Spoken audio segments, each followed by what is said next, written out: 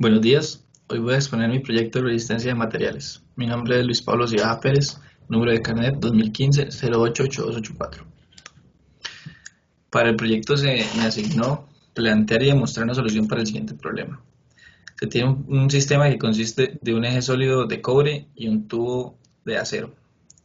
Este eje de cobre es de Red Brass Copper C83400, mientras que el acero es 304 Stainless Steel.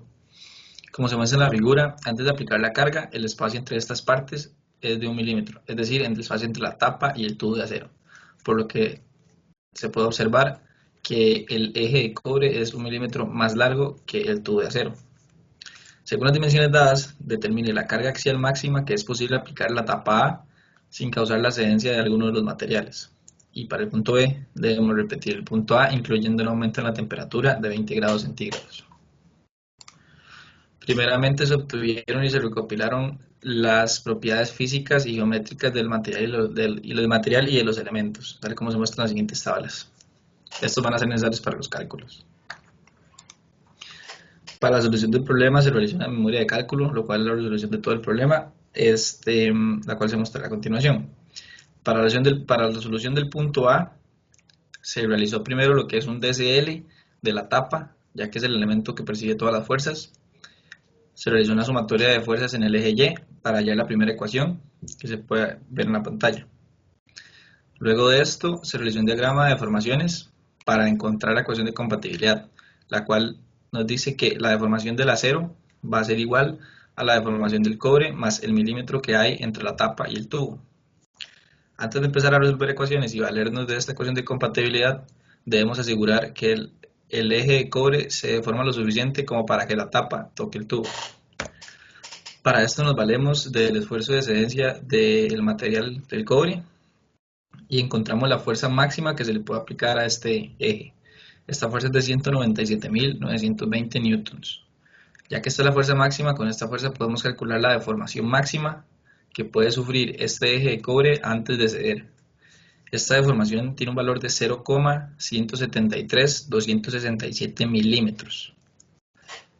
Esto nos asegura, esto al ser menor que 1 milímetro nos asegura que el material, es decir, el eje de cobre, no se deformará nunca lo suficiente como para que la tapa toque el tubo sin antes ceder. Por lo que podemos concluir que la fuerza máxima que se le puede aplicar a la tapa A es de 197.920 newtons. Para la parte B se nos propone resolver el mismo problema, sin embargo debemos incluir un cambio en la temperatura de 20 grados centígrados. Este aumento de la temperatura producirá que todos los materiales se expandan, por lo que lo primero que se hizo fue determinar las deformaciones térmicas de los materiales y hallar una nueva ecuación de compatibilidad. Luego de esto se realizaron unos diagramas para demostrar y calcular cuáles serían las nuevas dimensiones del sistema. Esto aplicando el estudio de superposición y los efectos de las expansiones térmicas. Luego de realizar este diagrama se observa que ahora el espacio entre la tapa y el tubo aumentó y ya no es de 1 milímetro, sino que es de 1,0536 milímetros. Ya que debemos demostrar de nuevo que la tapa puede tocar el tubo al deformar el eje, debemos valernos de nuevo del esfuerzo de excedencia del cobre. Esto se mantiene ya que sigue siendo el mismo material, por lo que la fuerza máxima posible aplicar a la tapa es de 197.920 newtons. Se calcula la nueva deformación máxima que puede sufrir el eje, que es de 0,175 milímetros, y esta, al ser menor que 1 milímetro, queda demostrado que la tapa no llegará a tocar el tubo sin antes hacer que el eje ceda. Por lo que, para el punto E, la fuerza máxima a aplicar a la tapa es igual de 197.920 newtons. Ahora vamos a ver el modelo. Para el modelado del problema, se generó el modelo del eje sólido de cobre. Acá está con sus dimensiones, son 250 milímetros de largo y un radio de 30 milímetros. Luego se hizo el modelado del tubo de acero, acá con sus dimensiones, 250 milímetros de largo y 50 de radio con un grosor de 10 milímetros. Y finalmente se montó el ensamble. Para esta simulación no se generó el modelado de la tapa, debido a que esta no aportaba nada al problema, así que por facilidad de la simulación se utilizará únicamente el eje de cobre y el tubo de acero. Se generó una simulación estática, se aplicó una carga que se puede ver acá de 197.920 newtons sobre la cara superior del eje de cobre. Se pusieron fijos los extremos inferiores, como se puede observar acá.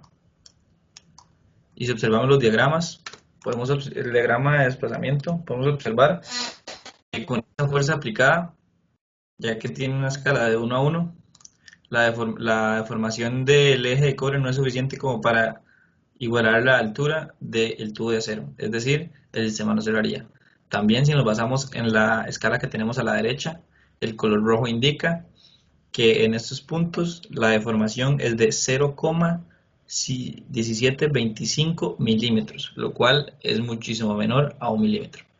También, si observamos la gráfica de factor de seguridad, podemos observar que el color rojo, como es en esta parte, indica que en ese punto el factor de seguridad es de 0,83, lo cual al ser menor que 1 indica que con esta fuerza en este punto el material estaría cediendo. Por lo tanto, queda demostrado que no se puede aplicar una fuerza lo suficientemente grande como para que la tapa, o en este caso el cobre, llegue a igualar la altura del tubo de acero, sin ceder el material. Para el punto B, en el que se habla de una expansión, un aumento de temperatura, perdón, como calculamos, las deformaciones térmicas son muy pequeñas, por lo que no hay ninguna diferencia prácticamente en esta simulación. Muchas gracias.